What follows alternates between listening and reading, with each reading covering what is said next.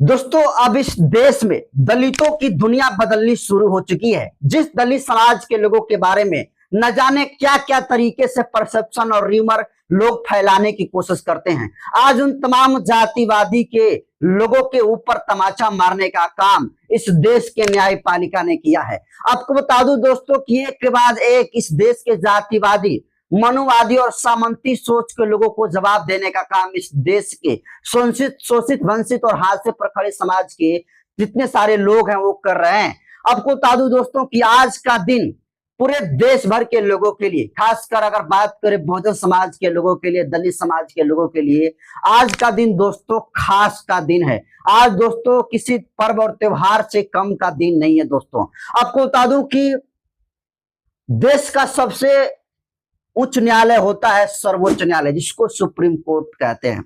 जब हर एक भारतीय नागरिक चारों तरफ से न्याय का दरवाजा खटखटाने के बाद थक जाता है तो वो सुप्रीम कोर्ट पहुंचता है और सुप्रीम कोर्ट ही न्याय पाने की सबसे आखिरी उम्मीद होती है। अब उसी सर्वोच्च न्यायालय के सबसे सर्वोच्च पद पर दलित समाज से आने वाले दलित जज बी.आर. गवई को चीफ जस्टिस ऑफ इंडिया बनाया गया है। जी हाँ दोस्तों, आप सही सुन रहे हैं। दलित समाज से आने वाले प्योर अंबेडकरवादी बौद्धिस्ट दलित जज बी.आर. गवई साहब को आज इस देश का 92वें सीजेआई बनाया गया, यानी चीफ जस्टिस ऑफ इंडिया बनाने का काम हुआ। और इसकी दोस्तों पुष्टि इस देश के केंद्रीय कानून मंत्री अर्जुन राम मेघवाल ने किया। और देखिए पूरी बात आपको विस्तार से बताऊं उससे पहले अर्जुन राम मेघवाल के आप इस ट्वीट को देखिए। अर्जुन राम मेघवाल लिखते हैं कि महामहिम राष्ट्रपति द्रौपदी मुर्मू जी ने न्यायमूर्ति भूषण राम कृष्ण गवई यानी बी.आर. गवई जी को भारत के 92वें मुख्य न्यायाधीश के रूप में शपथ दिलाई। इस अवसर पर राष्ट्रपति भवन में आयोजित शपथ ग्रहण समारोह में सहभागिता करके उन्हें सफल कार्यकाल हेतु शुभकामनाएं दी। मुझे विश्वास है कि आपके कुशल मार्गदर्शन में न्यायपालिका सर्वसुगम व सर्वसुलभ न्याय सुनिश्चित करने की दिशा में नए कीर्तिमान स्थापित करेगी। आपको बता दूं दोस्तों कि आज बी.आर. गवई साहब को इस देश के महामहिम राष्ट्रपति द्रौपदी मुर्मू जी ने शपथ दिलाने का काम किया और इस मौके पर राष्ट्रपति भवन में राष्ट्रपति महोदया के साथ साथ इस देश के प्रधानमंत्री नरेंद्र मोदी, लोकसभा स्पीकर ओम बिरला, गृह मंत्री अमित शाह, रक्षा मंत्री राजनाथ सिंह सहित सैकड़ों लोग जो केंद्रीय मंत्री हैं, आज वो लोग चीफ जस्टिस ऑफ इंडिया बने। बी.आर. गवई के इस समारोह में भाग लेकर उनको सुनने का काम किया। और दोस्तों आपको बता दूं कि देश के पहले सीजेआई यानी chief justice of India Balaji Krishnan को बनाया गया था और वो पहले इस देश के दलित सीजेआई थे। लेकिन अब देखिए इस देश के दूसरे सीजेआई और सबसे खास बात की प्योर बौद्धिस्ट अंबेडकरवादी बी.आर. गवई साहब को इस देश का सुप्रीम कोर्ट का न्यायाधीश बनाया गया है, न्यायमूर्ति बनाया गया है, जिसको इंग्लिश में सीजेआई यानी चीफ जस्टिस ऑफ इंडिया कहते हैं। आपको बता दूं कि सीजेआई बनते ही बी.आर. गवई सबसे पहले अपनी मां के पैर छूते हैं। उसके बाद सुप्रीम कोर्ट के परिसर में लगी बाबा साहब भीमराव अंबेडकर की मूर्ति पर माल्यार्पण करते हैं, उनको श्रद्धा सुमन अर्पित करते हैं। और उसके बाद जो नजारा दोस्तों ये देखा, सब देखते ही रह गया। और आज इस देश के हर एक अंबेडकरवादियों के, बौद्धिस्टों के, बहुजन समाज के लोगों को, दलित समाज के लोगों को दिलों पर कहें तो बी.आर. गवई साहब को लेकर एक तरीके से कहें तो खुशी का माहौल है। क्योंकि आज देखिए दूसरे दलित जज को सुप्रीम कोर्ट का सर्वोच्च न्यायालय का सबसे सर्वोच्च पद पर बैठाया गया। और यही देखिए इस देश के संविधान की खूबसूरती कहिए, लोकतंत्र की खूबसूरती कहिए कि सोचिए आदिवासी समाज से आने वाली महिला राष्ट्रपति द्रौपदी मुर्मू जी, जो कि आदिवासी समाज से आती हैं और वो राष्ट्रपति हैं। पिछड़ा समाज से इस देश के प्रधानमंत्री नरेंद्र मोदी हैं। और अब देखिए दलित समाज से आने वाले दलित जज बी आर गवई जी को इस देश के सुप्रीम कोर्ट का सबसे ऊंचा पद CGI chief justice of India बनाया गया, यानी मुख्य न्यायाधीश भारत का इनको बनाने का काम किया गया। और एक तरीका से इसको आसान भाषा में कहूं तो ये भगवान से कम नहीं है, क्योंकि एक जो चीफ जस्टिस ऑफ इंडिया होता है उसकी कलम में इतनी ताकत होती है कि आपकी मौत और जिंदगी उसके हाथ में ही है, क्योंकि न्याय के सबसे आखिरी पड़ाव सुप्रीम कोर्ट होता है और सुप्रीम कोर्ट में आखिरी निर्णय लेने का फैसला आज के बाद सीजीआई बने, चीफ जस्टिस ऑफ इंडिया बने बी आर गवई जी करेंगे। और आपको बता दूं कि ये इनका पूरा का पूरा बी आर गवई साहब का जो परिवार है वो अम्बेडकरवादी रहा है। इनके पिता का नाम आर एस गवई रहा, जो कि एक महाराष्ट्र के प्रमुख दलित नेताओं में से एक थे।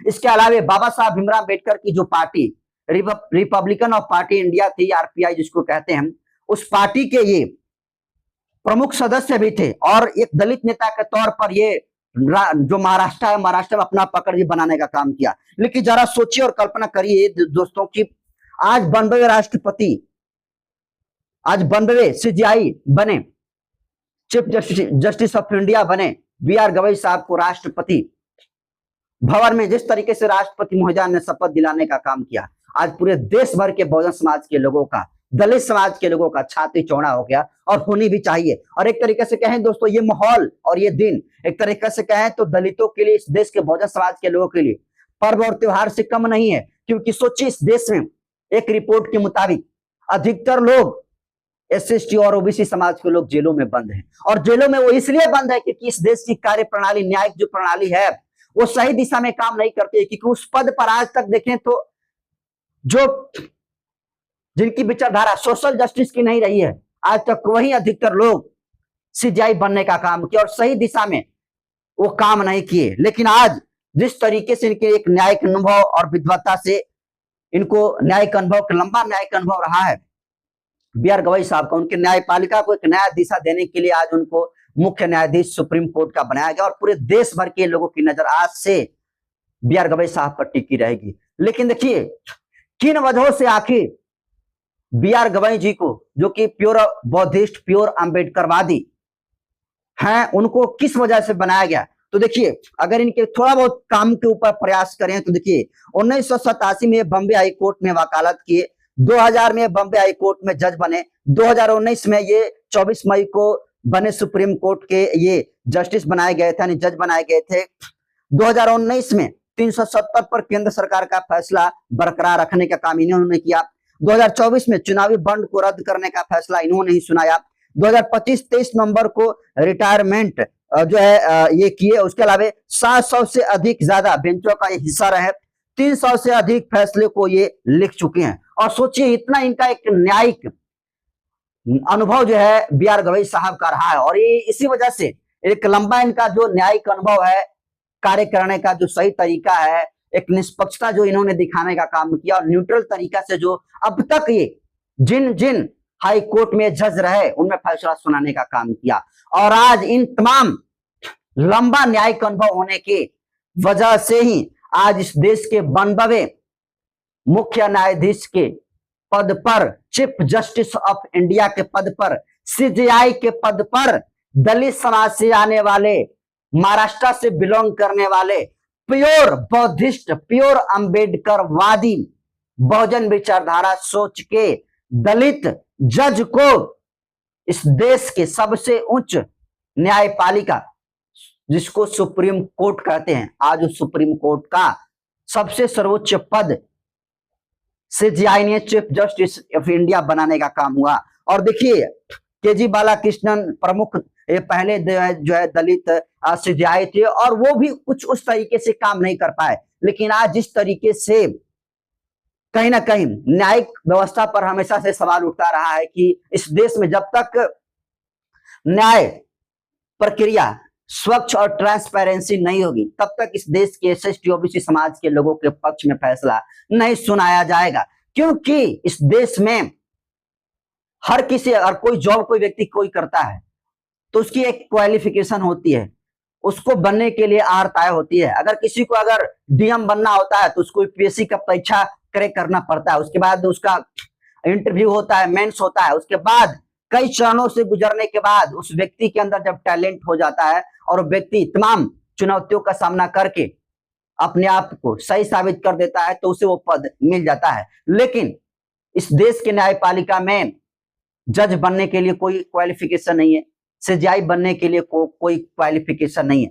सीजीआई आमतौर पर जब लंबा एक जो है कोई व्यक्ति लंबा उसको न्यायिक अनुभव मिल जाता है तो उसको सीजीआई बनाया जाता है। तो एक बात तो ये समझ में आती है, लेकिन कहीं ना कहीं इस देश का जो कॉलेजियम सिस्टम है, इस देश के कॉलेजियम सिस्टम पर आज भी इस देश के एससी और ओबीसी समाज के लोग कहीं ना कहीं सवाल खड़ा कर रहे हैं। और जो ये सवाल है वो वाजिब सवाल इसलिए भी है क्योंकि सुप्रीम कोर्ट ने समय समय पर रहते हुए और अलग अलग जो सिविल कोर्ट ने जो फैसला सुनाने का काम किया, कहीं ना कहीं कई मामलों में एससी और ओबीसी माइनॉरिटी विरोधी रहा है। इसलिए इस देश के बड़े बड़े जो दलित नेता रहे, बहुजन समाज के बड़े बड़े जो नेता रहे और इस देश के आम जो जनमानस जो है, जो जिनका कास्ट एससी और ओबीसी समाज और अदर माइनॉरिटीज रहा है, वे तमाम लोग आज भी